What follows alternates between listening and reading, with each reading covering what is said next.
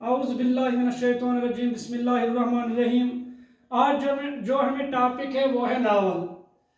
Novel جو ہے، novel انگریزی زبان کا لفظ ہے اور یہ لفظ اطالوی زبان ناویلا سے نکلا ہے۔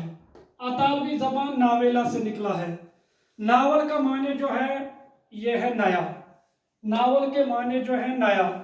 ناول ایک ایسا نثری قصہ ہے جس میں کئی کرداروں کے ذریعے سے زندگی کی ترجمانی فنی تسلسل کے ساتھ کی جاتی ہے۔ یعنی ناول ایک ایسی نثری صنف ہے جس میں کئی کرداروں کے ذریعے سے زندگی کی ترجمانی فنی تسلسل کے ساتھ کی گئی ہو۔ ناول کا فن دراصل زندگی کی ترجمانی کا فن ہے۔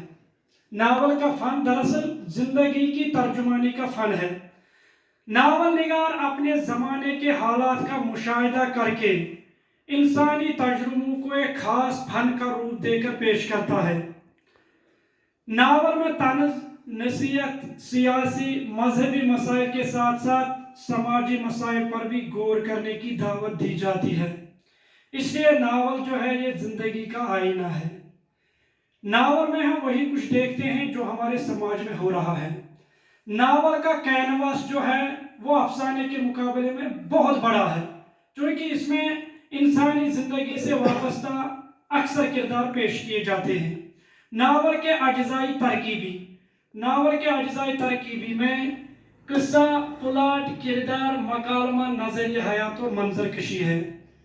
یعنی ناول کے اجزائی ترکیبی میں قصہ، پلاٹ، کردار، مکالمہ، منظر کشی اور نقطہ نظر شامل ہے۔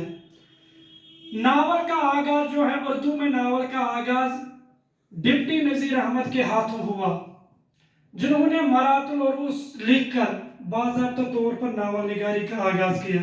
اس کے بعد پھر رتن ناتھ سرشار نے فسانہ آزاد لکھ کر اور مرزا ہادی رسوا نے امراؤ جان ادا لکھ کر ناول نگاری کے فن کو آگے بڑھایا۔ اس کے بعد پھر پریم چند نمودار ہوتے ہیں، اور پریم چند جو ہے انہوں نے بہت سے ناولیں لکھی ہیں۔